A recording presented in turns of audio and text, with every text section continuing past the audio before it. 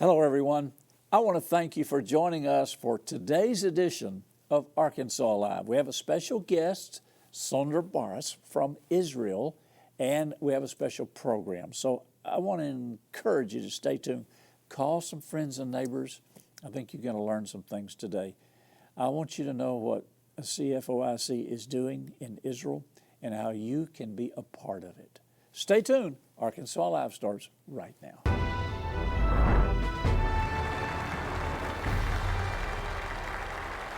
Okay, I want to introduce Sondra Baras to you. Met her in Israel when the embassy was moved from Tel Aviv to Jerusalem. We were all attending, I guess, a social function, and we met her. She is a delightful person and quite bold. She just came right up to us and introduced herself to us. Sondra Baras. Good to have you here. It's wonderful to be here. Thank you for coming.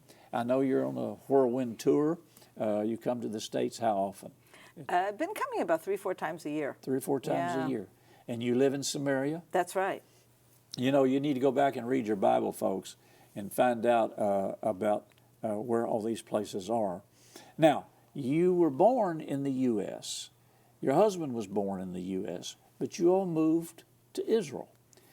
Can you tell why you did that? What drew you back to Israel? Well, this is an amazing book that I think you know as well as I know. It's the Bible. Yes. And when I grew up in a very solidly Jewish home in Cleveland and read the Bible in Hebrew from the time I was 5 or 6 years old. Wow. And it says in that Bible, Genesis 12, God says to Abraham, I'm going to give this land to your children. Yes. And the way we learned it was Abraham was our great-great-great-grandpa, right? And so when God says, I'll give this land to your children, that's me. Right. So, as I became a teenager and started becoming more aware of Israel and more aware of the Bible, I realized that going to Israel today was just what every Jew needs to be doing. It was as simple as that. God had enabled as a miracle the establishment of the state of Israel. Oh, yeah. And by the time I was born, that was already a fact. And to go to Israel, as opposed to my ancestors that had to go treacherous journeys and riding on donkeys or on foot or whatever and dealing with all kinds of terrible things along the way, I just needed to call up the Jewish agency and said, I want to make Aliyah, and they put me on an airplane. So there you have it. And how long have you been living there now? 39 years now. 39 years. Yeah. In Samaria. Well, we were living initially just for a couple years. As soon as we landed in Israel, within a month, we signed a contract to build our home where we are now in Samaria. But it was a brand new neighborhood that didn't exist at that point. Yeah. So temporarily we lived in Ra'anana. It was just a town. And if more Jewish people would feel that way about their homeland, do you think they would want to go to Israel, want to go back to Israel? Oh, yeah. You have a decent number of Jews making Aliyah from the United States every year, not nearly enough. But most of them are coming from those who are Orthodox Jews or very traditionally oriented Jews, where this kind of experience, like what I had, reading the Bible on a regular basis, studying it, and kind of connecting it with what we know about modern Israel, those are the people who are going. Yeah. Other countries, there are people who are moving to Israel because they're subject to anti-Semitism, persecution, and of course Israel is a safe haven for them. Yeah. But if I had a good life in the United States, I was not running away from anything. Right. I was running towards something that was couldn't find it anywhere else. And I want you to answer some questions here, but the first time I went to Israel was with Dr. Lester Sumrall, and we did the normal tour and so forth.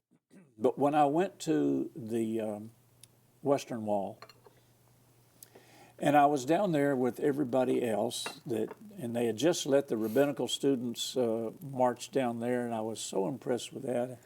And they had a bar mitzvah going on, and I was just mesmerized by all of this. And the Lord spoke to my heart to go up and pray at that wall. Well, And if anybody's ever been there, I mean, that wall has been prayed over for years and years and years. There's prayers stuck in every little block and whatever.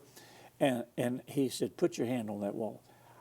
I'm ashamed to say this. I did not want to put my hand on that wall. I said, well, Lord, look at this wall. And a big booming voice I heard, put your hand on that wall. Wham! I put my hands on that wall. And Sondra, I'm not trying to impress you or anybody else, but I literally felt God in that wall. And then what I learned from our tour guide, Natan, I told you about, I learned about the genius irrigation system and how they grew all the crops. Went across the desert, and there's cotton, there's orange grow, grapefruits, there are breadfruit, grapefruit, there's flowers. Every night they load up 747s and send flowers to the European markets. And then we went to Haifa where they cut the diamonds, and I just saw so much that people don't really realize that the Jewish settlers literally had to rebuild. Israel was a swamp at one time, and they drained it, and they planted the eucalyptus trees. And I just was so impressed with the people and the nation. Then I went to the kibbutz, and I saw the agricultural, and I thought, man, these people have got a work ethic. But they had to do that to survive. And I like what you said when you read Abraham, this was your land. And that's what Pastor Hagee says all the time, that when the critics say, oh, Israel is the occupier, he said, no, they're not the occupier, they're the owners. They own the land. And they're not occupying it. So. You know, you remind me when you're talking about the early Zionist pioneers and how they arrived at a land that was just ruined, really ruined. And I don't know if you've ever read Mark Twain, Innocents Abroad, the way he describes the land in the 1860s, robbers and swamps and all this. But if we look in the Bible, on a number of different occasions, there's this one beautiful image, I believe it's Jeremiah, but I'm not sure, where he talks about after the Jews will be exiled for the land, he says, then the land itself will take advantage of its sabbatical years that the nation of Israel didn't give it. Wow. You know, the nation of Israel was bad. And one of the sins they did is they didn't stop every 7 years and let the land rest. So you have this image of the land itself is going to just have its sabbatical years. And it's such an amazing image of a land that for centuries, nobody tilled it. Nobody did anything to it. And that also says something about who does that land really belong to. Yeah. There were emperors and people wandering in and out of that land all those centuries. Nobody cared enough about the land to say, let's make it fertile. Let's grow something. Let's build something nice. Right. They either came in as conquerors to show their power, you know, the Crusaders and their big castles and the Romans and whoever, or they just, you know, took what they could and ran off. Right. And it's only the Jews that ever treated this as their land. And the land today is so fertile and so beautiful and producing not just crops, but high tech, engineering, miracles, because the land waited for the Jews to come back. And that is such a beautiful dialogue. And then the desert is blooming like a rose. And I want to encourage you, if you will get involved with Christian friends of Israeli communities, if you'll get involved with CFOIC, Heartland, you will get teachings from Sondra and different people in Israel. I mean, these are the Jews that live in Samaria and other parts, and you'll get a lot of history. I mean, I get these things from her every month, and she's a teacher. I don't think women can be rabbis, but she could be one with her knowledge and so forth. We could be Bible teachers. Yeah, you can be Bible teachers. I'm a Bible teacher. Okay.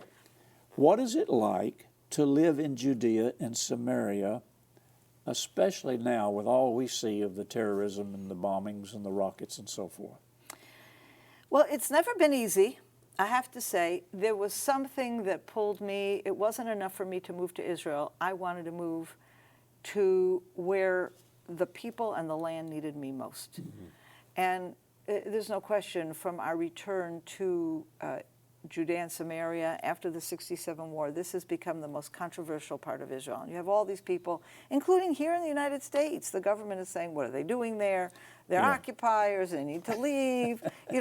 And for me, anyone who reads the Bible, if you are familiar with places like Hebron, Bethlehem, Shechem, any of these places, that's Judea and Samaria. Right. Most of the things that happen in the Bible, certainly in the Hebrew Scriptures, happen there in Judea and Samaria. So for me, it was very important to be there, and I felt it was so necessary because it was so controversial. We needed to establish our presence there. When I moved to Samaria, there were something like 80,000 Jews in all of Judea and Samaria, and today we're over 500,000. Wow. So this is where I felt, my contribution. As a result, being able to sustain yourself and your family there despite the terrorism is something you were able to do because we really believe we're doing not just what's good for the nation, but we're doing what God wants us to be doing. Yeah. And we're taking part in the fulfillment of prophecy. As Ezekiel talks about the mountains of Israel, and the people are going to come back to the mountains of Israel, and the ruined cities will be rebuilt. That's straight from Ezekiel 36.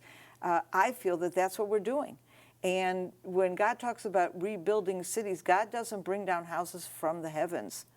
He opens the doors so that we can come in, but it's our job to actually walk in and do that. Right. So that's why we're there. But what's it like? I tell you, when we first moved there, shortly after, maybe 6 months after we moved there, the first Intifada began. Oh. And that meant every time you got in the car, we had kids, and we had more kids as the years went on. Every time you want to just take your kids to go shopping, buy them school supplies, get them some new shoes. At the time, there were no shops where we were. It was a very small community. We had very little infrastructure. You were literally risking your life. Yeah. And they started by throwing stones, and then they started by throwing Molotov cocktails, and then the government built bypass roads so we didn't have to drive in the middle of the Arab cities, but we could drive around them. And then they got guns and they started shooting. And I know people that were killed, and I know people that were injured, and there's a balance. You have that kind of situation, and then you have quiet times. Yeah. Today, when things are bad again, and people are being killed, just a few weeks ago, 4 people were killed. What were they doing? They were having a hummus sandwich, and a roadside, fast food place. Yeah. And a terrorist drives up and just shoots them dead. And but to me, I feel like we've been here a long time already. We've gone through so many times like this. At the end of the day, if that bullet has my name on it, well, I have to surrender to God's will. Well, we're going to cancel that bullet. Now, you won't. There's not going to be one with your name on it. But the material that I get, and I'll mention this a little bit later, the stateside address in office is in Colorado Springs, Colorado. But the pictures that I've seen of the brochures that I've gotten, what we've done, Jeannie and I, when we support on a monthly basis, we help buy security cameras. That's right. For schools or for communities. They live in a war zone, folks, and they have to have security, and they have walls, and so you can help these communities. And the first thing John Hagee told us when we formed Christians United for Israel, if you bless Israel, Genesis 12:3, you get blessed. And if you want to be blessed, then bless the nation of Israel. How can people get involved with CFOIC, and how would they benefit you in your work in Israel? Now, you have a stateside office in Colorado Springs, but the bulk of the work is done in Israel. That's right. Well, everything we do is in Israel. Yeah. And what our U.S. office is doing is helping us connect with the people here in the United States. We actually are receiving support from Christians all over the world. Yeah. And we're quite a unique organization in that it is Christian Friends of Israeli Communities, but I'm not Christian. I'm an Orthodox Jew, and I founded it. Yeah. But it wasn't my idea. Yeah. It was the idea of a Christian family. So it's from the beginning, there's been an amazing partnership between people like me who live in Israel, in Judea and Samaria, and our Christian supporters all over the world. Yeah. And I mean, the easiest way to get involved is to go on our website at CFOIC.com and just sign up for our newsletter. And you're going to get all the information you need. And as you said, we're sending out information on a regular basis. You talked about security cameras. Well, I'll tell you how Christians have been helping us, okay? There's a community that is just down the road from where I live, 10-minute drive. The regional high school for girls is there. My daughter went to school there. I mean, she's already grown, but, you know, she went to high school there. Twice in the past few months, there were terrorists attempting to infiltrate that community, armed terrorists, wanting to go in, sneak into someone's house, and just slaughter people. Twice, the terrorists were apprehended before they had the ability to do anything. They were apprehended by security cameras provided by Christian Friends of Israeli Communities. Hallelujah. That's wonderful. And that's just one example out of many. That when people are giving money, if you're giving $10 or $10,000 or anything in between, you tell us we want to protect people, that's where your money is going. Let me, put this information up on the screen. This is the contact information, CFOIC Heartland, 7661 McLaughlin Road, number 255, Falcon, Colorado. That's Colorado Springs. I met Kim there one time. I was teaching, and she came down and visited with Jeannie now. There's the website, CFOIC.com. Log on to that, and you're going to get a wealth of information of who CFOIC Heartland is, what they're doing, and how you can be a part. How many people are involved in the work over there in Israel, not in Colorado Springs, but just in Israel? Well, our office is very small. We're, I think, 5, 6 people, working way too hard. But we are representing dozens of communities. There are 150 communities in Judea and Samaria, and we're representing more than half of them. That's what I want, Yeah, and we're open to representing anybody, but they don't all get around to, contacting us. But we are getting calls on a daily basis. Help us with this, help us with that. And when Christians come, whether they come as individuals or they come in a group, we are encouraging, contact us. We'll show you these communities. We want to introduce you to the people who are living there. Don't just meet me here on the TV screen. Yeah. Come to Israel. I'll take you to someone's living room. Yeah. And you'll sit and hear firsthand what were the challenges these people. We've taken people recently to this woman, and she's telling us that she's been living in her community. It's a relatively new community, but she's been there from the beginning. And she tells a story about when they first got there, they didn't have enough electricity. The infrastructure was really bad. And so they had to take turns using the washing machine. And, they talk how they yell out, okay, my turn tonight, yelling it out. And they're all in these mobile homes around a circle. And hearing that from somebody is just an amazing experience. Yeah. I think the personal bonding there that takes place, Christians and Jews are working together, and I know CUFI sponsored a whole airplane full of Jewish people that were coming back to Israel. Some of them were from the Ukraine, some of them were from other places. And Pastor Hagee and Dinah were there greeting them as they came off the plane. I was invited to go, but I couldn't. But just the thrill of knowing. I know when I first went to Israel, I had to come home and reread my Bible. Exactly. Because I had an American Western mindset of what this was all about that I learned in Sunday school and church and so forth. But to be there, to see that, and to have boots on the ground, people that are actually working and protecting the communities and growing the communities, it's real life. We've got just a little over 8 minutes left. And I'd like for you to just share whatever's on your heart. I'm going to put the contact information back up there again. So here's your opportunity to reach out to the people of Arkansas and through Roku around the United States and through live stream. We got an email the other day from Israel. Somebody was watching VTN in Israel. Wow, that's great. Well, Well, right now things are difficult in Israel, and I'm sure you're seeing the news, and they don't always report it fairly. No, they don't. And unfortunately, we've had these terrorist attacks, and then Israel goes in to Jenin, for example, and does this whole operation, clears out a lot of the terrorists, and then all these countries are criticizing Israel. Yeah. Why are you doing this? I saw an interview that was done by the BBC, the British broadcasting, interviewing Naftali Bennett, who was the prime minister last year. Right. He's a very, very good man. And what she said to him? She said, well, we all know that IDF soldiers are targeting Palestinian children and killing them. So he said, that's a lie. And then you know what she said? She says, no, but we know this recent operation in Jenin, you killed a 17-year-old boy. And you know what that really was? It was a 17-year-old terrorist that came at a soldier with a submachine gun. So this is such a distorted reality. What are we supposed to do? Someone comes at you with a machine gun, you're supposed to say, come on, let's sit down and have coffee? Israel has the right to defend themselves against all enemies. If you want to change it over to America, it'd be the same thing if we were accused of targeting gang members.